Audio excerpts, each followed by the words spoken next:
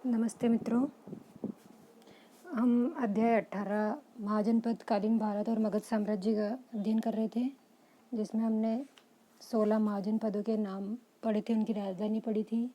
इसमें से हम 6 महाजनपद के बारे में पढ़ चुके थे। अब नेक्स्ट है मल्ल। ठीक है, जो मल्ल जो है ये भी एक गणराज्य था। मल्ल क्या था? ये क्या था? गणराज्य था।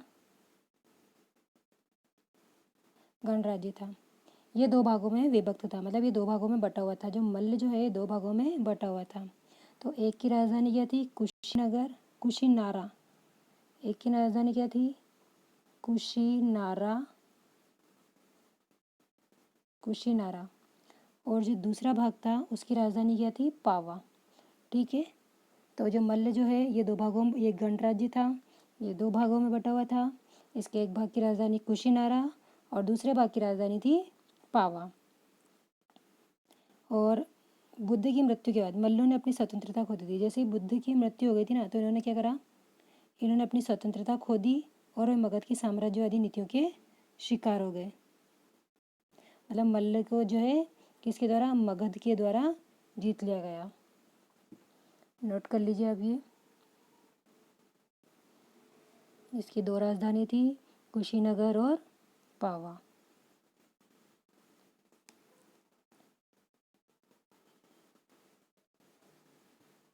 कर लिया? चलो नेक्स्ट आगे चलते हैं। चेदी। चेदी जो है इसकी राजधानी क्या थी? शक्तिमती। इसकी राजधानी थी शक्तिमती। क्या थी ये? इसकी राजधानी, सॉरी, क्या राजधानी थी? शक्तिमती। क्या थी इसकी राजधानी? थी यह आधुनिक बुंदेलखंड में स्थित था। कहाँ स्थित था? आधुनिक बुंदेलखंड में स्थित, अवस्थित में, यह आधुनिक बुंदेलखंड में स्थित था। और इसके जो है ये जो शक्तिमती है ना, इसे बौद्ध जो साक्ष्य उसमें क्या बोला गया है? सोथवती।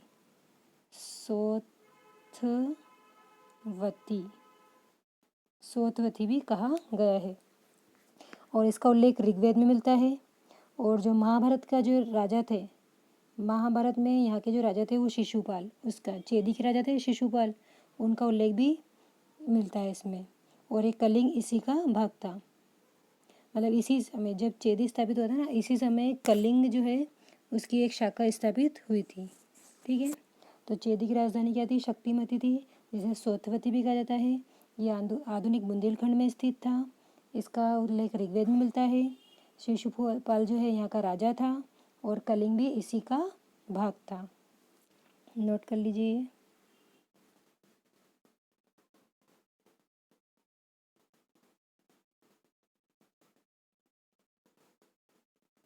ठीक है, कर लिया? स्क्रीनशॉट लेना ले लो। नेक्स्ट है वत्स। भगवान बुद्ध के समय यहाँ का शासक उदयन था। देखो, भगवान बुद्ध जो थे ना, उनके समय यहाँ का राजा कौन था? उदयन था। इसे अवंती के शासक प्रद्योत ने, जो अवंती के जो शासक थे प्रद्योत, उन्होंने इसको बंदी बना लिया था। इसे अवंती के शासक जो है प्रद्योत ने बंदी बना लिया था और अपनी पुत्री वासवदत्ता का संगीत शिक्षक नियुक्त कर दिया था। तो भगवान बुद्ध के समय वत्स का शासक कौन था? उदयन था। इसे अवंती के जो शासक थे प्रद्योत, उन्होंने अपने बंदी बना लिया था और अपनी पुत्री वासवदत्ता का संगीत शिक्षक इसको नियुक्त कर दिया था। कौशाम्बी बौद्ध एवं जैन दोनों धर्मों का प्रमुख केंद्र था। ठीक है, तो यहाँ की राजधानी, इसकी राजधानी थी कौशाम्बी। वत्स की राजधानी क्या थी? कौशाम्बी। तो ये बौद्ध और जैन दोनों धर्मों का प्रमुख केंद्र था। यह जैनियों के छठे तीर्थंकर प्रथम प्रभु की जन्म स्थली है।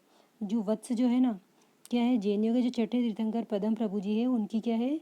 जन्म स्थली है। यहाँ के प्रभासगिरी पर्वत पर इन्होंने तप किया था। ये जो वत्स है, यहाँ पे एक पर्वत है, कौन सा? प्रभासगिरी पर्वत पर जो जैन तीर्थंकर छठे पद्म प्रभु, इन्होंने क्या किया था? यहाँ पर तप करा था। लिख लीजिए। जो यहाँ की राजधानी थी ना, ये कौशाम्बी, ये व्यापार का एक प्रसिद्ध केंद्र थी। और बाद में ये भी क्या हो गया था, मगध ने हड़प लिया था इसे भी। और वत्स राज्य भी बुद्ध के समय 4 प्रमुख राजतंत्रों में से एक था। कर लीजिए नोट, कर लिया। नेक्स्ट, कुरु। कुरु जो है ये आधुनिक दिल्ली, मेरठ, थानेश्वर के क्षेत्र में विस्तृत है। तो ये जो कुरु है ये कहाँ है, आधुनिक दिल्ली, मेरठ और थानेश्वर के क्षेत्र में फैला हुआ है। एक लाइन नोट कर लीजिए आप।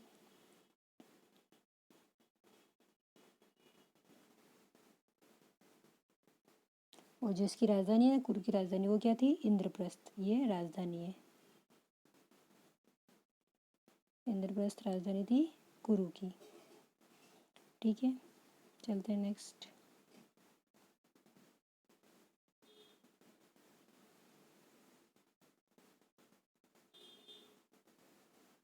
और महात्मा बुद्ध के समय जो यहाँ का जो शासक था वो कौन था, कौरव्य था।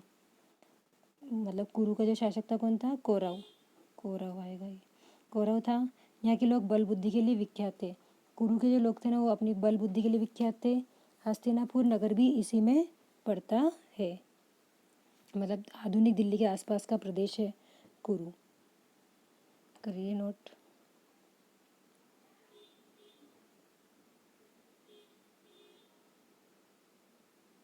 महाभारत काल का प्रसिद्ध राज्य था, आता है ना कुरु, कौरव, कौरववंशी। तो ये महाभारत के समय का एक प्रसिद्ध राज्य था ये कुरु। ठीक है, क्या है, कुरु, महाभारत के समय प्रसिद्ध।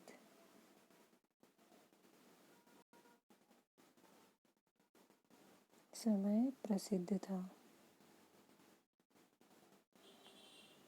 ठीक, महात्मा बुद्ध के समय यहाँ का शासक कौरव थे। यहाँ के लोग बल बुद्धि के लिए विख्यात थे। और हस्तिनापुर नगर इसी में पड़ता है। और अभी आधुनिक दिल्ली के आसपास का प्रदेश क्या है, कुरु ही है। ठीक है, नेक्स्ट आगे चलते हैं। पांचाल। पांचाल जो है इसकी 2 राजधानियाँ थी। क्या थी, एक तो अहिछत्र और एक थी काम्पिल्य। तो 2 राजधानियाँ थी, एक अहिछत्र और एक काम्पिल्य। 2 राजधानी थी, राजधानी, 2 राजधानी। ठीक है, ये आधुनिक रुहेलखंड के बरेली, बदायूं, फर्रुखाबाद के क्षेत्र में विस्तृत था। जो पांचाल है ना, ये कहाँ पे, अभी जो रुहेलखंड के बरेली, बदायूं और फर्रुखाबाद के जो जिले हैं वहाँ तक ये फैला हुआ था। पांचाल 2 भागों में बटा हुआ था। एक था उत्तरी पांचाल, एक था दक्षिणी पांचाल। जो उत्तरी पांचाल था ना उसकी राजधानी क्या थी, अहिछत्र। और जो दक्षिणी पांचाल था उसकी राजधानी क्या थी, काम्पिल्य। ठीक है, पांचाल 2 भागों में बटा हुआ था। एक भाग की राजधानी थी, उत्तरी पांचाल की राजधानी थी अहिछत्र और दक्षिणी पांचाल की राजधानी थी काम्पिल्य। और जो कन्नौज जो है वो भी इसी के अंतर्गत आता था। कन्नौज जो है, कान्यकुब्ज, वो इसी के अंतर्गत आता था। और यहाँ पे गणतंत्रीय व्यवस्था कायम थी। कैसी व्यवस्था थी, गणतंत्र, यहाँ गणतंत्रीय व्यवस्था कायम थी। कर लीजिए नोट।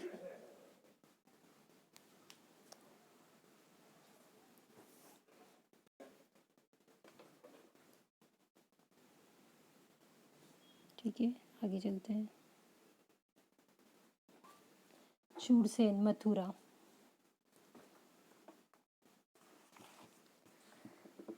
इस जनपद की राजधानी मथुरा थी। जो शूरसेन है ना, शूर है ये, शलजम वाला, शूरसेन, इसकी राजधानी क्या थी, मथुरा थी। और यहाँ के शासक अवंती पुत्र थे। और यह महात्मा बुद्धि का शिष्य था। और इसी के माध्यम से मथुरा में बौद्ध धर्म का प्रचार प्रसार हुआ था। और इसी वंश में यादव शाखा के श्री कृष्ण उत्पन्न हुए। इसी के माध्यम से मथुरा में बौद्ध धर्म का प्रचार प्रसार हुआ था। और यहाँ पे यादव शाखा के श्री कृष्ण भी यहीं पर मथुरा में उत्पन्न हुए थे। कौन, श्री कृष्ण। श्री कृष्ण का जन्म भी कहाँ हुआ था, मथुरा में। ठीक है, कर लीजिए नोट। शुरू से राजधानी मथुरा थी। और महाभारत पुराणों में यहाँ के जो राजवंश थे ना उनको क्या बोला जाता था, यदु।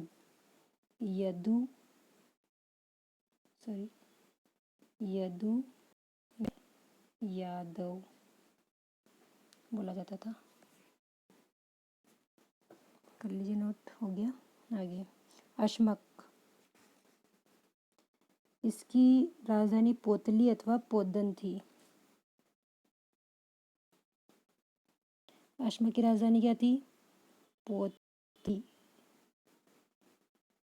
या फिर पोदन, क्या थी? पोदन या फिर पोतली राजधानी थी यहाँ की। यह दक्षिण में स्थित एकमात्र महाजनपद था। तो इम्पोर्टेंट बात है ये कि दक्षिण में स्थित एकमात्र महाजनपद कौन सा है? अश्मक। ये गोदावरी नदी के तट पर स्थित है। इस पर इक्ष्वाकु वंश के शासकों का शासन था। ठीक है। अश्मक दक्षिण में स्थित एकमात्र महाजनपद, इसकी राजधानी पोदन या पोतली, ये गोदावरी के तट पर स्थित है। यहाँ पर इक्ष्वाकु वंश के शासकों का शासन था। कर लीजिए नोट।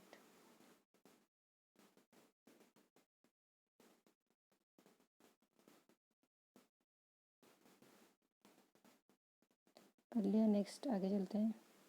अवंती, अवंती जो है ना, ये इसकी राजधानी भी दो थी, एक तो उज्जैन थी और एक महिष्मती। दो राजधानियाँ, दो क्या थी? राजधानी थी किसकी? दो राजधानी थी किसकी? अवंती की दो राजधानियाँ थी, एक उज्जैन और एक महिष्मती। उज्जैन जो है उत्तरी भाग की राजधानी थी और दक्षिणी भाग की राजधानी क्या थी? महिष्मती। ठीक है। नेक्स्ट,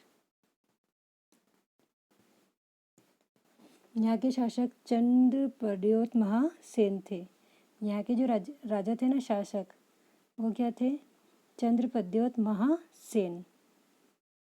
यह राज्य भागों में बटा हुआ था। उत्तरी अवंती की राजधानी उज्जैन और दक्षिणी अवंती की राजधानी महिष्मती थी। दोनों राजधानियों के बीच वेत्रवती नदी बहती थी। मगध के अतिरिक्त यही राज्य था जहाँ लोहे की खानी थी। ठीक है। एक अवंती एकमात्र ऐसा राज्य था मगध के बाद जहाँ पे लोहे की खानी थी और यहाँ पे वेत्रवती नदी बहती थी। और यहाँ इस बाकी दो राजधानियाँ थी, उत्तरी अवंती की राजधानी उज्जैन और दक्षिणी अवंती की राजधानी महिष्मती। नोट कर लीजिए।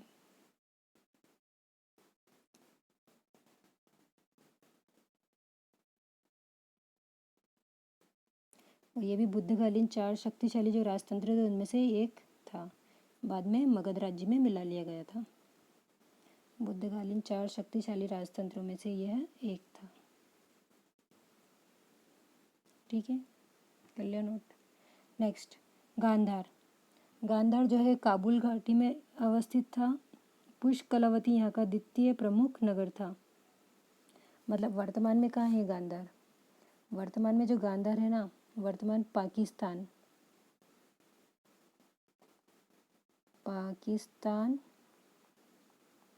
के पेशावर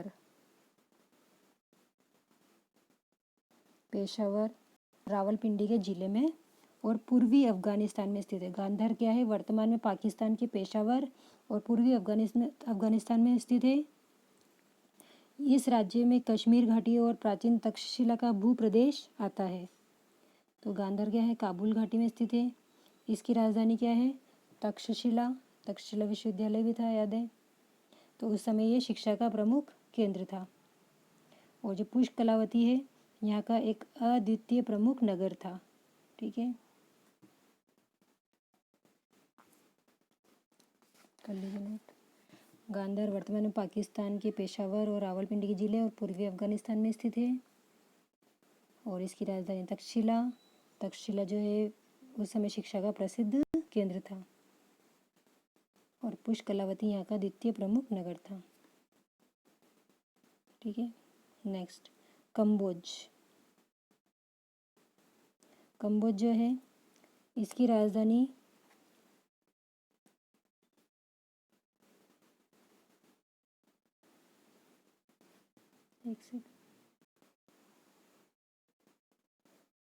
कंबोज की राजधानी क्या थी? हाटक या राजपुर। कंबोज जो है अपने घोड़ों के लिए प्रसिद्ध था। यह गांधार का पड़ोसी राज्य था और अफगानिस्तान में पढ़ता था। ठीक है। कौटिल्य ने इसे वार्ता शास्त्रोजीवी संघ कहा है। कौटिल्य ने इसे कहा, क्या कहा है? वार्ता शास्त्रोजीवी संघ कहा है। और ये महाजनपद है ना, गांधार से सटा हुआ था, मतलब गांधार का बिल्कुल पड़ोसी था। राजपुर और द्वारका के दो प्रमुख नगर थे। ये पहले क्या था? एक राजतंत्र था। कंबोज जो है पहले क्या था? राजतंत्र, राजतंत्र था। बाद में क्या बन गया था? ये गणतंत्र। तो याद रखना स्पेशल कि पहले जो राजतंत्र था और बाद में गणतंत्र बन गया, वो कौन सा राज्य था? कंबोज। कौन सा महाजनपद था? कंबोज। कर लीजिए।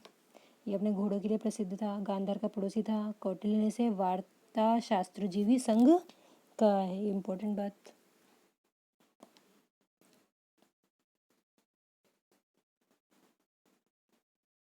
कर लिया नोट? चलो आगे चलते हैं। नेक्स्ट है वज्जी।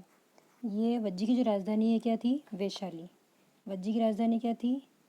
वज्जी की राजधानी क्या है? वैशाली। ये 8 जनों का संघ था, जिनमें सबसे प्रमुख कौन थे? लिच्छवी। ये क्या था? 8 जनों का संघ था, जिसमें सबसे प्रमुख लिच्छवी थे। इसकी राजधानी जो है गंडक नदी के तट पर स्थित थी। कहाँ स्थित थी? गंडक नदी के तट पर स्थित थी। गंगा नदी वज्जी और मगध के बीच की सीमा का निर्धारण करती थी। तो गंगा नदी जो है क्या करती थी? वज्जी और मगध के बीच की सीमा का निर्धारण करती थी। इस संघ में 8 न्यायालय थे। क्या थे? 8 न्यायालय। इसकी राजधानी क्या थी? वैशाली थी। लिच्छवी गणराज्य को विश्व का पहला गणतंत्र माना जाता है। ये जो लिच्छवी गणराज्य ना, इसको विश्व का पहला गणतंत्र माना जाता है। और यहाँ ये बुद्ध और महावीर के काल में बहुत शक्तिशाली गणराज्य था। बाद में क्या करा इसको? मगध के शासक ने अपने राज्य का एक प्रदेश बना लिया। नोट कर लो आप ये। वज्जी, इसकी राजधानी थी वैशाली। ये 8 जनों का संघ था, जिनमें सबसे प्रमुख लिच्छवी थे। इसकी राजधानी गंडक नदी के तट पर स्थित थी। गंगा नदी वज्जी और मगध के बीच की सीमा का निर्धारण करती थी। इस संघ में 8 न्यायालय थे। लिच्छवी गणराज्य को विश्व का पहला गणतंत्र माना जाता है। ठीक है।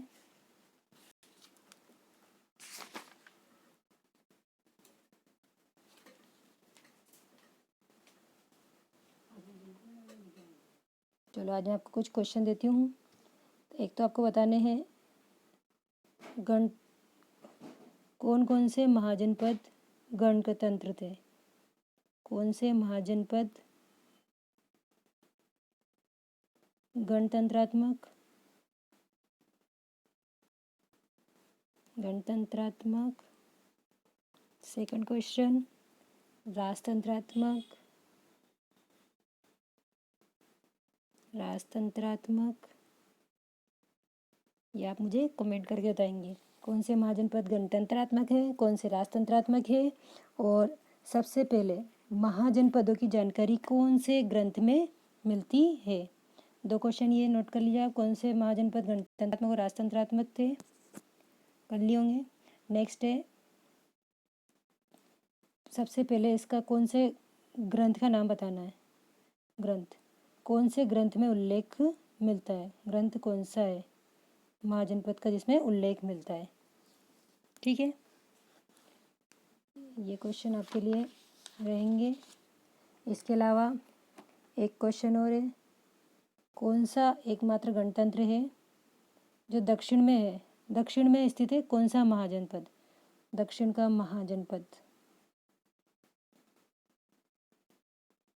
एक क्वेश्चन आपको ये बताना है। ठीक, आपको ये 4 क्वेश्चन दिए हैं मैंने। आप मुझे कमेंट बॉक्स में ज़रूर बताएं और वीडियो कैसी लगी ये भी ज़्यादा से ज़्यादा शेयर करें, सबको बताएं।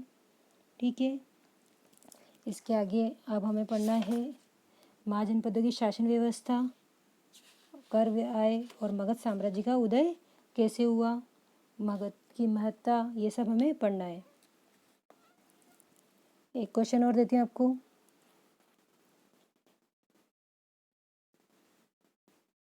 एक क्वेश्चन और, मत्स्य महाजनपद की राजधानी। महाजनपद की राजधानी। ठीक है,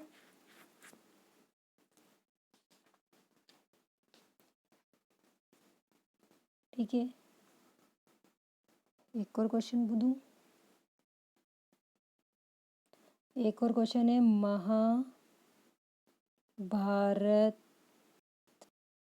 काल में राजस्थान का कौन सा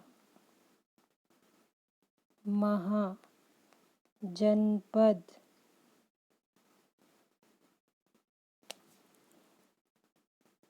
स्थित था? ये कमेंट में बताएं। इसके बाद इन सब के आंसर आपको नेक्स्ट वीडियो में बताए जाएंगे। Thank you. कैसी लगी वीडियो ज़रूर बताना और ज़्यादा से ज़्यादा शेयर करें। Thank you.